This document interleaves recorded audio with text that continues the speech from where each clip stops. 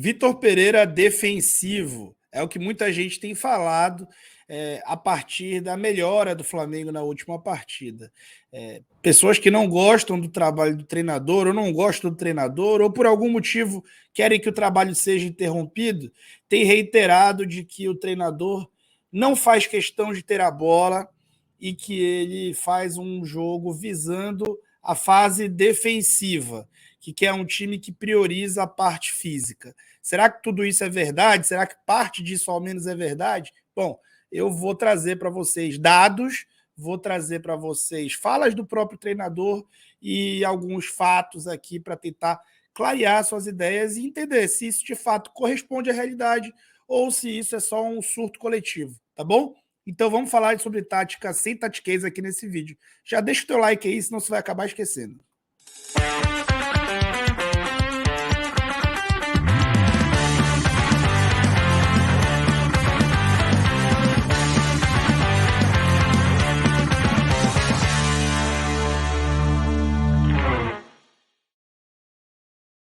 Aproveita e faz a tua fezinha no jogo do Flamengo da Libertadores, estreia da Libertadores na quarta-feira, o Flamengo enfrenta o Alcas, vai lá na 1xBet, entra na 1xBet e usa o cupom daqui do canal, que é o cupom 1x9. Eu não sou o X9, mas no depósito você tem 100% de bônus até R$ 1.200, ou seja, se você depositar até R$ 1.200 no 1xBet e colocar o cupom 1x9, você recebe este valor todo em bônus também. Então, praticamente a 1xBet está te dando dinheiro ao você utilizar o cupom aqui do canal, o cupom dos inscritos do canal do Falso 9, o cupom 1x9, como eu falei para vocês.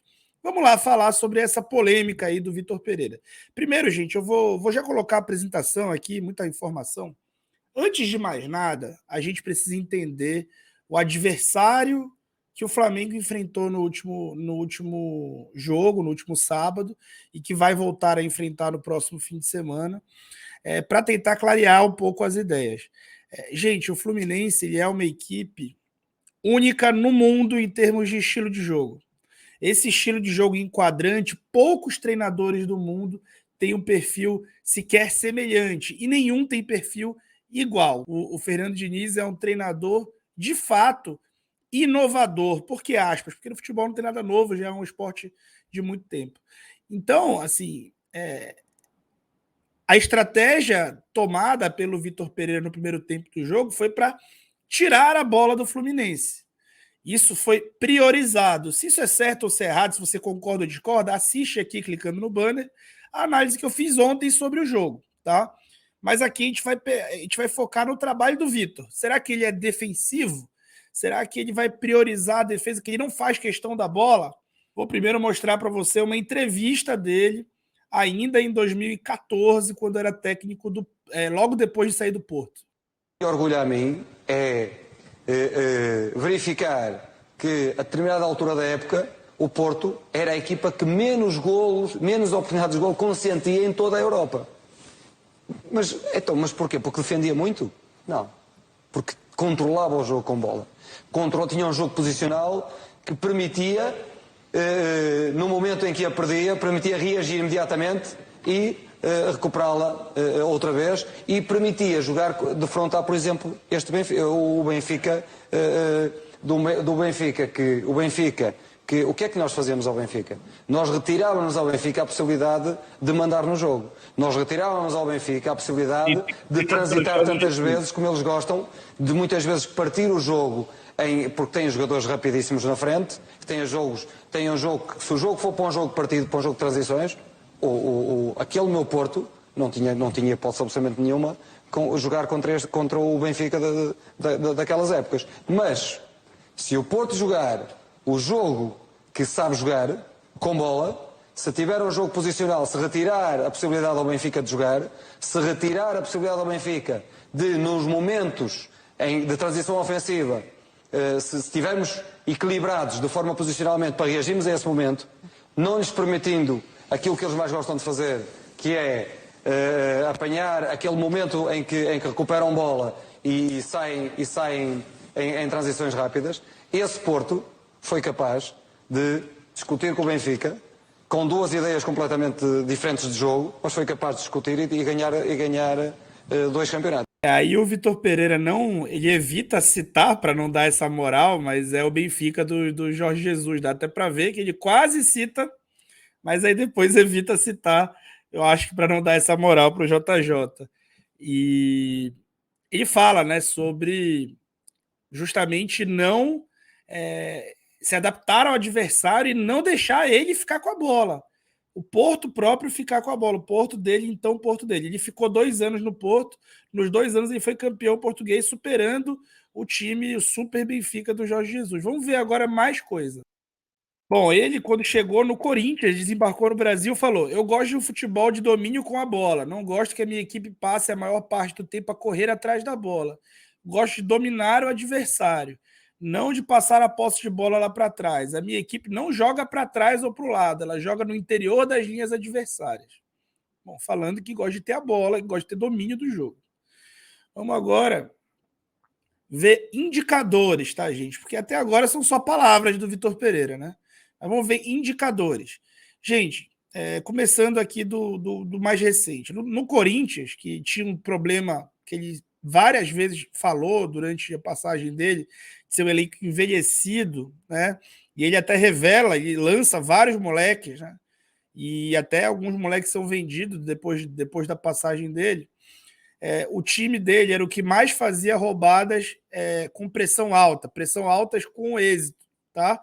Era o terceiro que mais fazia isso.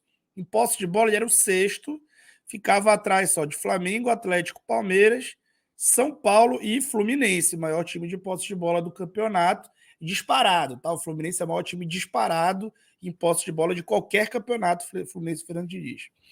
E o XGA é o quê? O XG de quantas vezes o adversário deveria ter feito gol nele, esse número, né? E, no caso, ele era o quinto melhor XG do campeonato do ano passado com o Corinthians.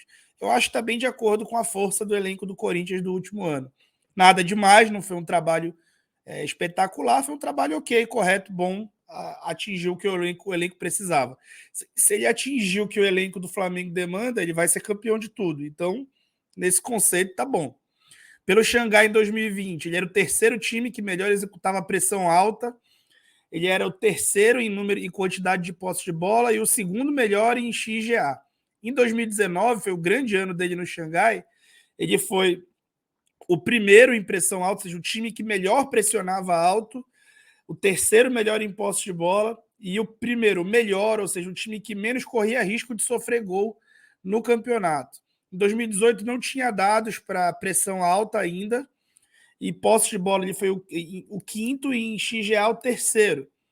Pelo Fenerbahçe, no ano que ele foi bem no Fenerbahçe, né, não no ano que ele foi mal, que foi o mais recente, foi a temporada de 2015 e 2016, ele foi o segundo time que tinha mais posse de bola no campeonato turco. Pelo Porto, ele foi o primeiro, era o único dado que tinha. Pelo Porto, ele foi o primeiro na temporada de 2012-13, na de 11-12, nem esse dado eu encontrei. Ele foi o time que mais tinha posse de bola. E vejam um dado. Pelo Porto, de acordo com o Stat, a média de posse de bola dele no campeonato de 2013 e 12-13 foi de 64%. Tá? O campeonato português é fácil. Então vamos lá. O Benfica do Jorge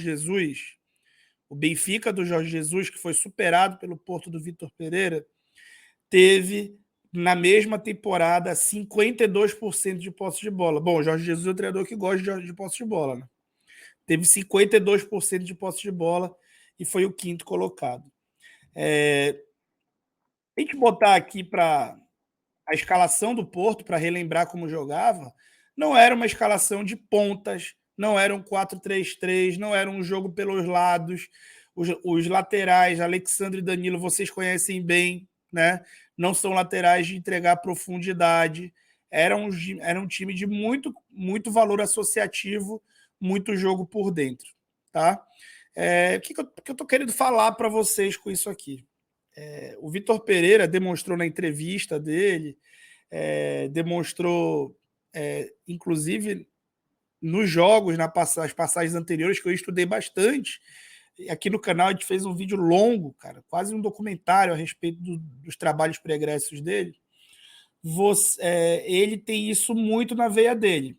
Primeiro, uma coisa que ele não negocia, deu para ver nos dados, ele quer um time pressionando alto.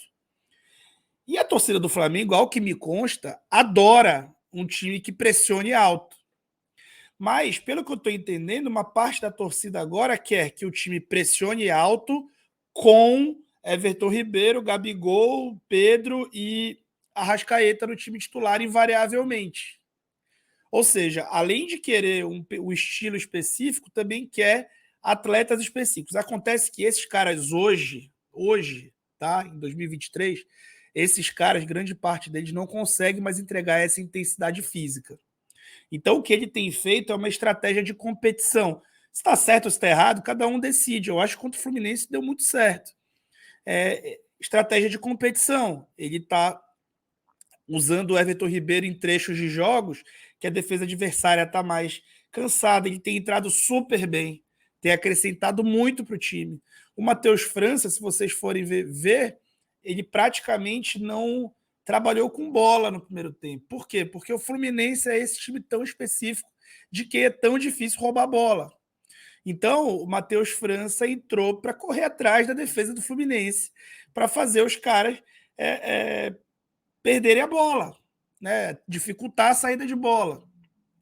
Depois, quando entram os jogadores, se aproximam e fazem tabelas. Os 2 gols do Flamengo são oriundos de construções. Uma construção primeiro curta, depois longa, e aí depois uma associação para o gol. Né? Então, assim, o que eu quero falar com isso? Não é que o Vitor Pereira não goste da posse de bola. Já foi demonstrado aí que os números dele sempre estão entre os melhores. O Porto dele era um time que tinha tanta posse de bola quanto o Fluminense do Diniz. Só que ele adapta conforme o adversário e conforme o convencimento das próprias ideias do time. Então, se ele tiver um time capaz de pressionar e reter, ele vai pressionar e vai reter.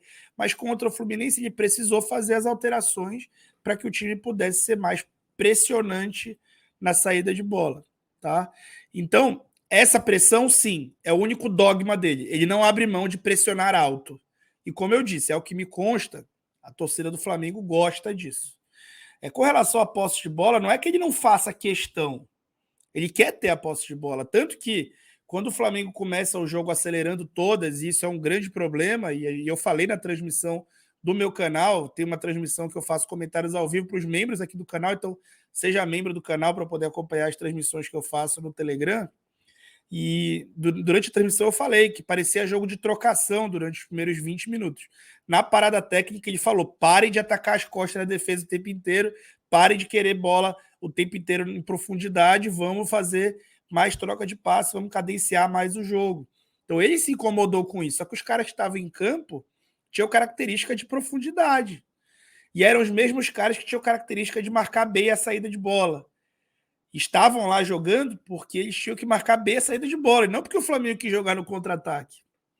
Vocês entendem a diferença? Então, assim, com relação a estilo, não esperem que vocês vão ver um Flamengo que trabalhe sem bola, que não faça questão da bola. Muito pelo contrário. Assim como o melhor Flamengo que a gente viu recentemente, as intenções do Vitor Pereira é de ter um time que marca alto, pressionando o adversário. E isso é o número mais marcante que tem nas passagens dele mais recentes. Tá bom? E se alguém ficou na dúvida, eu não coloquei todas as passagens recentes, eu coloquei apenas as temporadas que ele inicia e termina no clube. Tá? Teve passagens de 6 meses que ele chega só no fim da temporada. Então essas eu não coloquei, porque aí não teria como ver se era o padrão do trabalho dele ou não. Tá bom? Então é isso, espero que tenham curtido o vídeo. Se inscrevam no canal, deixem o like de vocês e não se esqueçam. Caso queira fazer uma fezinha, vai na 1xBet e usa o cupom 1x9, tá? O cupom 1x9 vai poder dobrar o teu bônus aí até R$ 1.200. Fui!